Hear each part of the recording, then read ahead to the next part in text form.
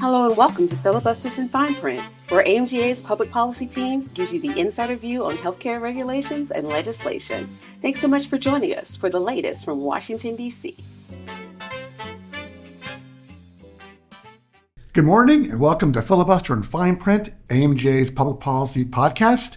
I'm your host, Chet Speed, here with our all-star public policy team, minus one Daryl Drevna. Well, why don't we introduce ourselves right now and say hello to all our listeners. I'll start with on my left, which is appropriate because that's Jamie, who says he's not a lefty, but he is. I'm a lover of all. Jamie Miller, Ambassador Goodwill here at AMGA. Mm-hmm. And our supposed Republican. On my right is Alicia Sawyer, Government Relations Assistant. And a lefty. And your socialist. The queen bee. Your socialist queen bee. Lauren Lightney, Director of Government Relations. Very nice. And we are still trying to figure out what Mike I might be. He did say he likes slushies, which... No, smoothies. Smoothies. Oh, sorry. You're still trying to cover it up because you just can't fathom it. So I have my suspicions are they about... Mountain Dew slushies or are they real fruit slushies? Because one's... Yeah, it's true. If it's artificial, you're okay. Real fruit? Okay, forget it. No, we know where he is now. Very not good. Can. You're not in my America. It tastes like so. It tastes like it's from a can. I don't know. Well, no. All right. Well, so speaking of smoothies, we have a question suggested by someone else. What is your favorite childhood meal? My guy? Smoothie? This is when McDonald's used to be good. Oh, yeah. A Happy Meal with the toy. With the toy. Cheeseburger. Yeah. Happy Meal with the toy. McDee's is good. And the toys were great. Yeah. Yeah, years ago. Yeah. Mm-hmm. Yeah, right. I'm going to say my mom's meatloaf. Ooh, that is good. Yeah, one time I ate so much of it, I went to church and I was supposed to sing a solo and I threw up all over. No. Did you I really? told them I wasn't feeling well and they're like, you just don't want to go. And I sang one note and was like, ooh. And I'm sure that had minimal impact on shaping you. Yeah. My dad's like, why didn't you tell me you were sick? I was like, Too much wine. Too much meatloaf. But I can't replicate it. So I guess that's good. That's good, knowing the outcome. Alicia? I'd say my grandmother's orange chicken. She would slow cook chicken thighs in an orange marmalade. And it was so good. Sounds good. Jamie? There's this place in Anderson, South Carolina called Skins Hot Dogs. And it's in the old textile mill part of Anderson. And they serve these hot dogs that come out in wax paper with chili on them. And they have the chips. And then at the time, they had glass bottles of Dr. Pepper.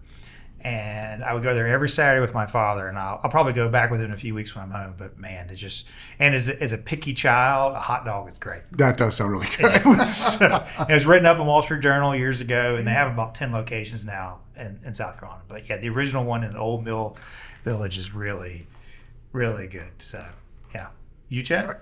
Hot dogs and beans. Yeah, it was good. Not fancy stuff like you. Fancy chili dogs. Yeah. All right. Well, let's see. I was about to say, speaking of fancy, but not even close, we're going to talk about waste, fraud, and abuse today. Sexy.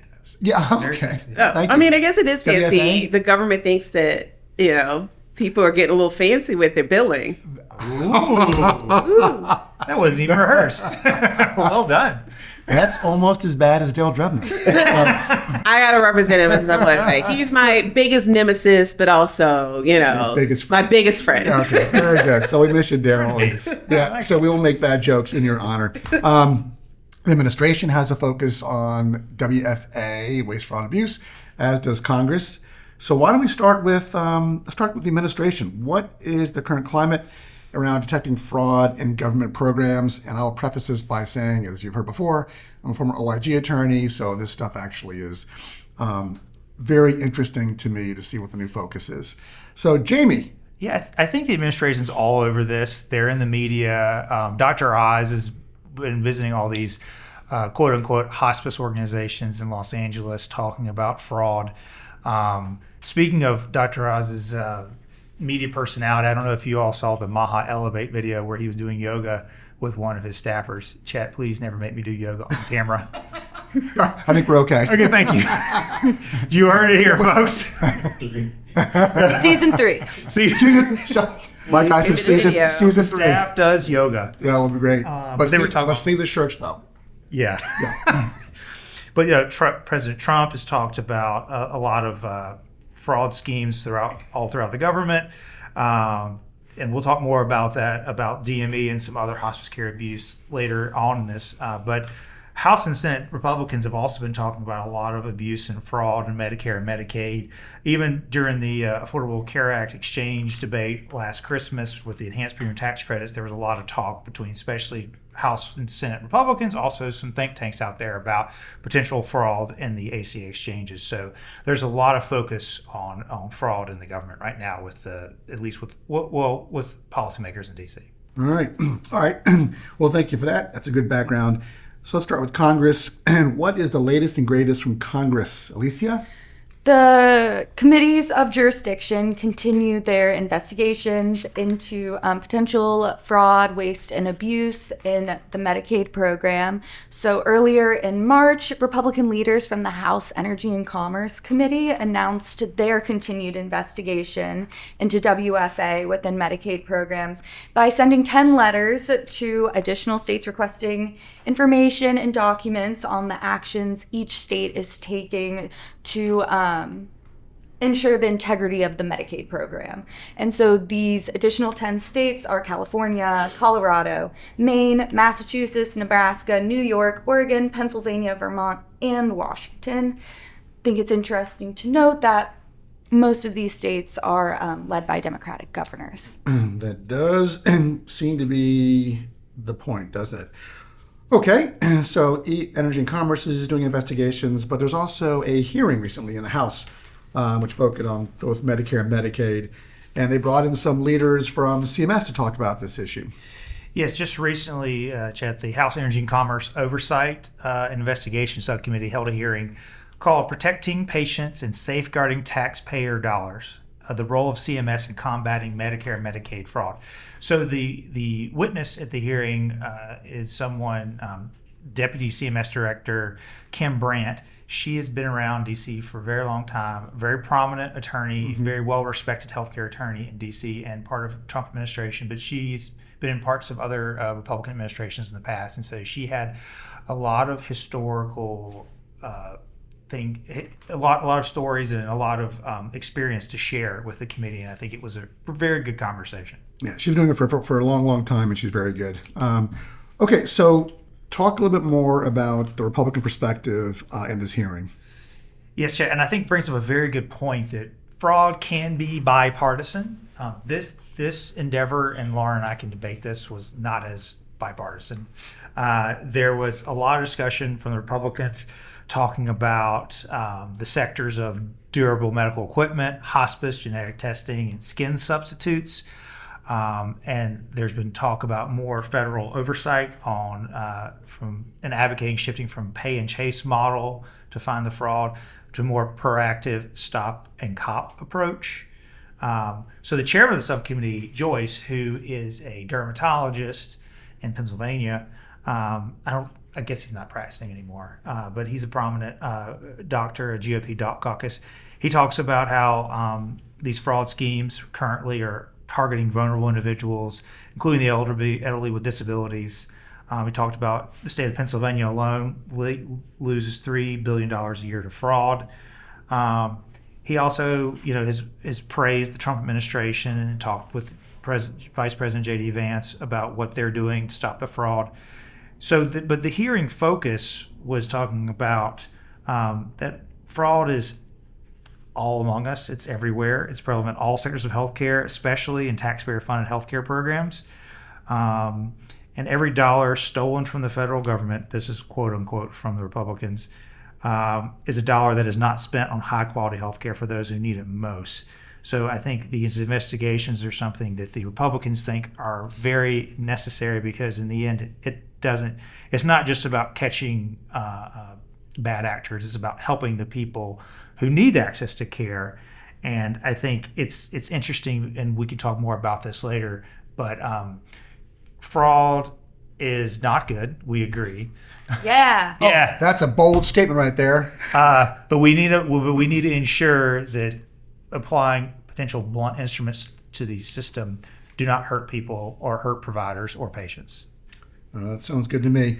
Okay, Lauren, our socialist. Yes. Can you talk about the Democratic/socialist response, or just the Democratic response? So I think it's very interesting that Jamie talked about it was bipartisan-ish in terms of the discussion, because one of the things that Democrats really rallied around is the fact that these fraud allegations have been weaponized against Democratic states. You're seeing things what's happening in Minnesota. You also saw the letters that Jamie mentioned earlier, and they highlighted that President Trump has a history of pardoning people who have defrauded the government in Medicare over and over again. So sort of pointing out the hypocrisy there. One of the things the Republicans got to counter with is like they recently expanded their investigations to Florida and Texas. So they're kind of like, oh, well, we do Florida and Texas now as a way to sort of combat that argument. But Ranking Member Clark argued that targeting these Democrat states are primarily motivated by politics, and that taking billions of dollars from state will not stop fraud, but it will tear down the Medicaid program, which is already being kind of stripped of its parts right now and would hurt millions of residents in those states. Yeah, it does feel like you're targeting blue states in this effort. And having done white-collar fraud for almost 10 years, I remember it being fairly equally spread amongst all the states. Yeah. And I'll get more about my experience around large provider units or organizations. Okay, so that is the R&D response. Alicia, can you talk a little more about what Kim Brandt discussed at the end? So Director Brandt, she reiterated in her belief in CMS's clear moral mandate to protect the 170 million Americans that are beneficiaries of the program and the $1.8 trillion in annual spending it oversees. She argued, which is, something that Jamie stated, that fraud is bad, and I think everyone agrees with. But she argued that fraud is not a victimless crime. And she cited a hospice fraud scheme that happened in LA where residents were found malnourished and living in appalling conditions while the owners collected thousands in taxpayer dollars for services that were never rendered. So she really emphasized the victims of fraud, the physical victims. And she emphasized not just the physical, but also how fraud harms patients, sometimes leading to denied insurance coverage in the future and impacting the type of care available to patients in the future. She talked a lot more about CMS's aggressive stop and cop approach, and she discussed the Fraud Defense Operations Center. And when I read this in the script, I did LOL a little bit because they called it the Fraud War Room. I just find it very interesting, the kind of masculine toughness this administration likes to bring to things when they give things nicknames. It's all about like war room. As I mentioned, the lefty over here, yes. Can't wait to see the TikToks they produce all around this. Oh, do that? Oh, I mean, like they've done it for so many other things. Now that they have a fraud war room, we'll see like, I see. Yeah. I hear fraud war room and there's like an eagle crying in the background, There better be an eagle. Yeah. Right? But she did say that last year the fraud war room stopped $2.1 billion in fraudulent Medicare payments. And it's a largely claims data-driven process, she noted. And so they're looking for big spikes that don't make sense. And we've been doing that for years. That's how we uncovered fraud back 20 years ago. So not necessarily extremely innovative. So, but there's fraud. There's fraud. And yeah, it does impact patients badly. Especially around hospice is an issue. Okay. Sounds interesting. Okay, and so we have the Republicans, Democrats, we have the CMS view on fraud. There are other announcements coming out from the administration on this issue, and I believe AMGA has been involved with some of these things. Lauren, can you talk about that? Yeah. In February, the Trump administration announced a coordinated package of anti-fraud actions against, well, they were targeting Medicare and Medicaid. There was a nationwide enrollment fee freeze on certain medical equipment suppliers and major new regulatory initiative called CRUSH. They love it with the acronyms, don't they? But Democrats do that too. It's DC. True. I mean, I think Crush, that song from the 90s, go look it up. I think her first artist was named like Jennifer. nodding. I mean, the CARES Act during COVID, come on. Yeah. I'll have to. That was Democrats. Crush. I don't know Crush. Crush. Comprehensive regulations That song, yes. Yeah, it was, she had one song and she made it a good one. Yeah. But CRUSH means comprehensive regulations to uncover suspicious healthcare. It's too much. It's too Suspicious. much. Suspicious. CMS issued a RFI to solicit stakeholder feedback on potential regulatory changes that could be included in the future proposed rule, as well as other programmatic changes to make CMS more effective in combating crime. The RFI spans a broad range of topics, including stronger surety bond requirements, the use of AI for fraud detection, more frequent provider revalidations, and cracking down on high-risk Medicaid services like personal care assistance and non-emergency medical transportation. AMA, we as an organization submitted comments. Our themes were, first and foremost, target bad actors. Shocker. Not everyone. AMGA pushed back on the idea of a broad sweeping requirement that would pile on administrative burden on the vast majority of providers who are already operating and reporting compliantly. The argument is simple. Don't punish the many for the sins of the few. Second, use smarter tools, not more tools. AMGA supports CMS embracing modern data analytics and AI to detect fraud, but with strong oversight and transparency built in. AI without guardrails in any part of life, I believe, creates its own risks, including wrongful flags on legitimate claims. 3, go narrow, not wide. This is a key theme. We are advocating for a risk-based approach where advanced analytics are used first to identify the specific providers and services, geographic areas, and billing patterns that actually show signs of fraud. Then, and only then, should additional reviews, approvals, and requirements kick in for those targeted actions. It's a very different model from blanket policies that touch every provider, regardless of their track record. 4, keep up with how medicine is actually practiced. AMGA, we emphasize the program integrity policies need to reflect modern integrated care delivery. Large multi-specialty groups and hospital systems operate differently than solo practitioners or small DME shops. And fraud rules designed for the latter can create real friction for the former when applied without nuance. Our key point is this. We're with you on fighting fraud. Just don't make sure the cure is not worse than the disease for those of us who are doing it right. Also, I might just jump in. yes. This isn't your script, so I can actually. Yeah. I can divert. Yeah. I'm not gonna care. Your script. This I time. understand. Yes. There's It's no gonna diversion. be.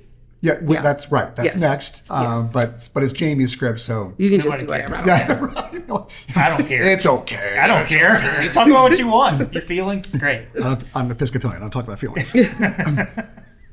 But that actually, AMJ's comment was, I thought, really right on. When you think about AMJ members, they have typically a compliance office, in-house counsel, and an outside counsel. There's 3 layers of review, almost everything that happens in an AMJ medical group or health system.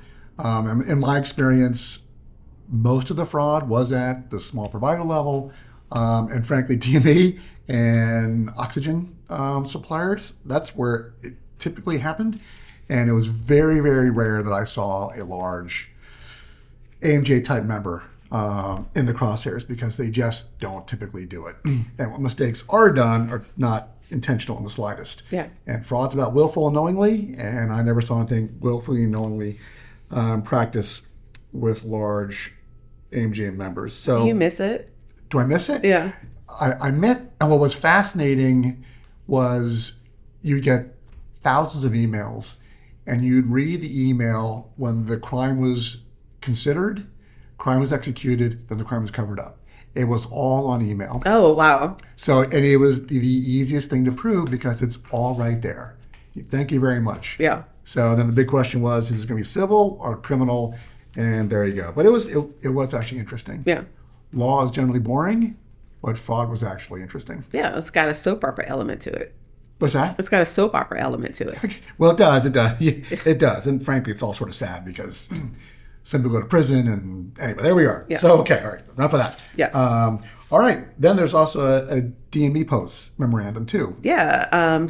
Simultaneously, CMS implemented a 6-month nationwide moratorium on certain DME post companies. That's durable medical equipment, prosthetics, orthodontics, and supplies. Why?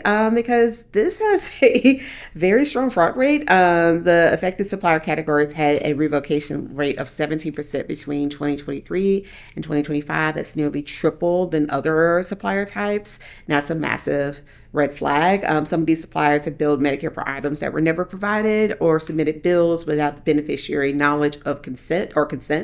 Some providers also accepted kickbacks from suppliers who billed when an item was not medically necessary.